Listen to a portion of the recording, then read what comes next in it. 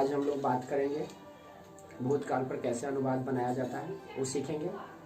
इससे पहले हम कल वर्तमान काल पर जो होमवर्क दिए थे उससे कुछ बना लेते हैं। जैसे पहले का था, वह घर जाती है, हो जाएगा सा गृहम गच्छति। दूसरा है वयम पुस्तकम पठामः ते संस्कृतम पठन्ति। चौथा है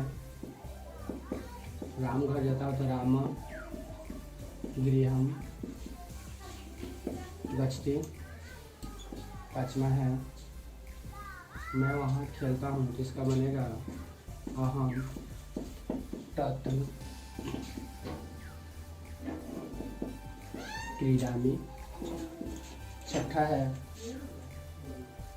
ये दोनों तौ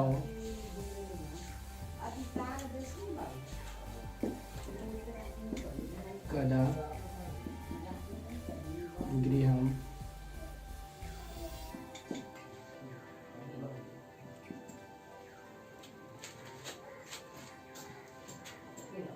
आगस्त। सातवां है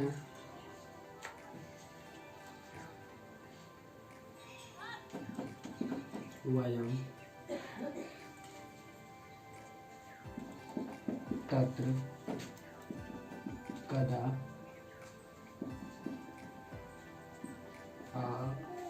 आगच्छामः। आठवां है सा अत्र न आगच्छति। नौवां है गीता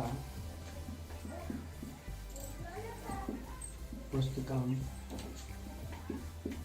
पठति। और 10वां है मधु यहाँ नहीं आती है तो मधु वहाँ नहीं जाती है तो मधु तत्र न।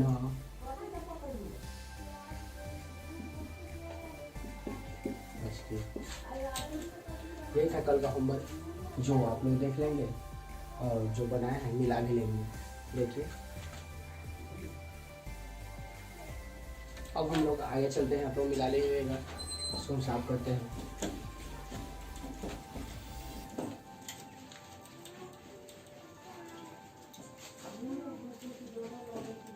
देखिए स्टूडेंट, यह अगला है भूतकाल, जिसे हम लोग संस्कृत में कहते हैं लंग लकार। लंग लकार मतलब भूतकाल। भूतकाल देखिए, इस पे अनुवाद बनाने से पहले हम लोग एक चीज जानकारी अच्छी तरह से कर लेंगे कि भूतकाल कहते किसे हैं। देखिए, भूतकाल होता है कि जिस हिंदी वाक्य क्रिया के अंत में चुका है, चुके हैं, आ है, ई है, था, थे, थी इत्यादि लगा रहता है। जैसे देखिए, इसका होता है क्रिया प्लस था, थे, थी, चुका है, चुके हैं, आ है, आ, ई, ए इत्यादि लगा रहता है। इसके अंत में, वाक्य के अंत में यह लगा रहता है। क्रिया प्लस था, थे, थी, चुका है, चुके हैं, आ, ई, यह सब लगा रहता है। और ये चीज अच्छी तरह से जानकारी के लिए इसमें अनुवाद बनाने से पहले हम लोग क्रिया से पहले अ लगाएंगे। जैसे कोई भी आदमी खाना खाने से पहले हाथ धोता है, उसी प्रकार हम लोग इसमें अनुवाद तो शब्दार्थ लिखने के बाद जो क्रिया से पहले उसमें हम लोग अ लगाएंगे। देखिए अब लगता कैसे है, इसमें बनेगा कैसे। जैसे वह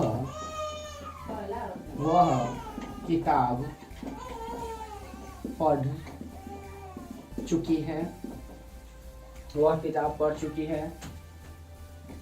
मैंने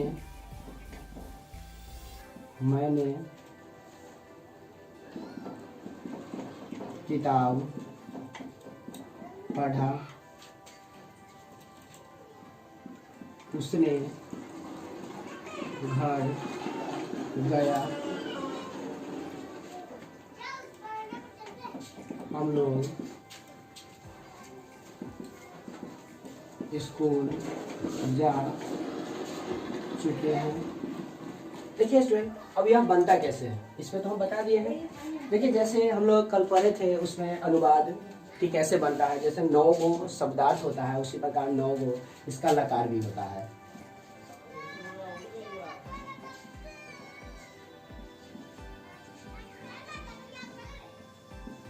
अब देखिए यह 9 है, जितना इसमें है उतना इसमें है। कल आप लोग हमें वो चीज़ बताए थे कि कोई ऐसा भी होता है जिसका नाम मालूम होता है तो नाम लिखते हैं, तो एक नाम रहेगा तो 1 नंबर से बोध कराएंगे, और 2 नाम रहेगा तो 2 नंबर से, और 3 नाम रहेगा तो 3 नंबर से, या 3 से अधिक भी नाम रहे तो ये 3 नंबर में जाएंगे। जैसे देखेंगे वह किताब पढ़ चुकी है, इसका मतलब यह स्त्री है। और यह बनता कैसे है देखेंगे, जैसे वह किताब पढ़ चुकी इसका मतलब होगा स्त्री है, तो स्त्री के लिए हम लिखा है सा। सा मीन्स वह होता है लेकिन स्त्री के लिए, सा मीन्स भी वह होता है लेकिन पुरुष के लिए। अब देखिए साह यहाँ हो जाएगा पुस्तकम, पढ़ना का संस्कृत होता है पढ़। अब देखिए यहाँ पढ़ना का संस्कृत पढ़ होता है, लेकिन हम आप लोगों को पहले ही बता चुके हैं कि क्रिया से पहले हम अ लगाएंगे, तो क्रिया से पहले हम अ लगा दिए, और इसके बाद यह 1 नंबर में आता है। देखिए यहाँ 1 नंबर है और 1 नंबर का बोध एक ही नंबर से होगा, तो लास्ट में हो जाएगा अ, तो हो जाएगा सह पुस्तकम अपठन। यह बन गया और यह सही है। और इसके बाद अगला है मैंने किताब पढ़ा है, तो मैंने का होता है अहम। अब कहेगा सर इस पर यहाँ हम लिख भी दिए हैं कि अहम इस मैं या मैंने होता है, ठीक है। अब देखिए अहम, और यहाँ हो जाएगा पुस्तकम,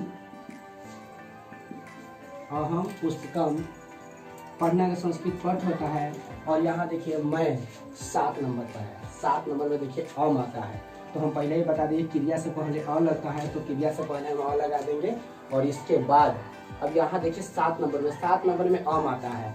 अब यहाँ डायरेक्ट लास्ट में म लिखेंगे। अब कहेगा सर शायद आप कुछ छूट गया है कि अ क्यों नहीं लिखे हैं, क्योंकि अ हम इसलिए नहीं लिखे हैं कि अब देखिएंगे अ यहाँ हम पठ और पठ बोलते हैं तो पठ अ इसमें आ जाता है, इसलिए हम लोग अ नहीं लिखेंगे। अ कहीं भी रहे किसी भी लकार में यदि अ रहता है तो उसका अ हम नहीं लिखेंगे, क्योंकि अ लिखने इसलिए नहीं लिखेंगे। ठ बोलते हैं तो ठ जब ही ठ बोलेंगे तो यह व्यंजन वर्ण है, और व्यंजन वर्ण में अ स्वर वर्ण रहता ही है, क्योंकि व्यंजन वर्ण का उच्चारण होता है किस मतलब बिना स्वर वर्ण की सहायता से व्यंजन वर्ण हो ही नहीं सकता है, तो इसलिए ठ व्यंजन वर्ण है, इसमें स्वर वर्ण रहता ही है, और अ स्वर वर्ण है, तो इसमें है।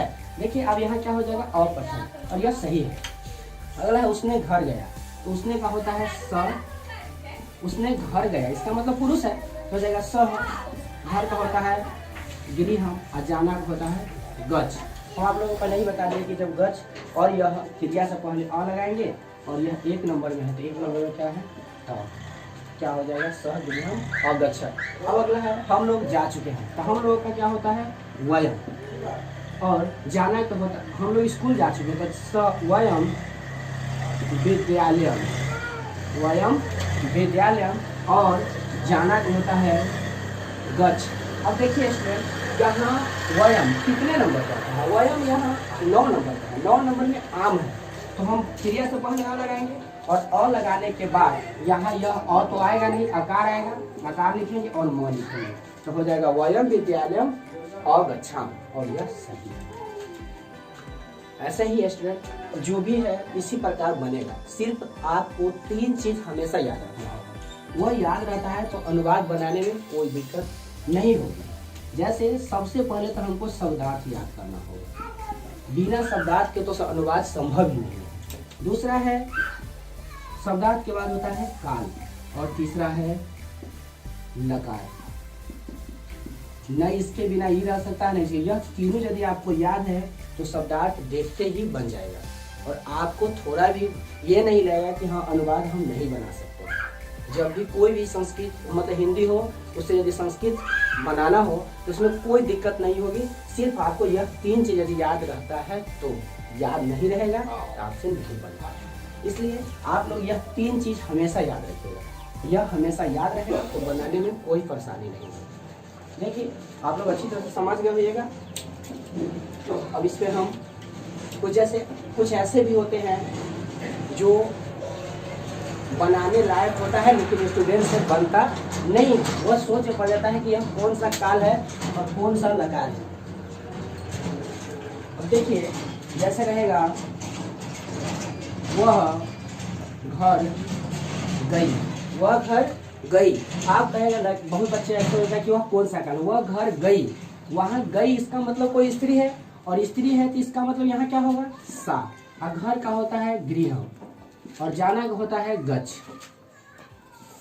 क्रिया से पहले हम अ देते हैं, क्रिया से पहले अ दे देंगे और यहाँ जब अ दे दिए और यह 1 नंबर में है तो क्या होगा अगच्छत। ठीक है स्टूडेंट, आप लोग ऐसे ही अगला अब हम बताएंगे आप लोगों को भविष्यत काल, जिसे लीट लकार कहते हैं। इस पे कुछ होमवर्क हम देते हैं।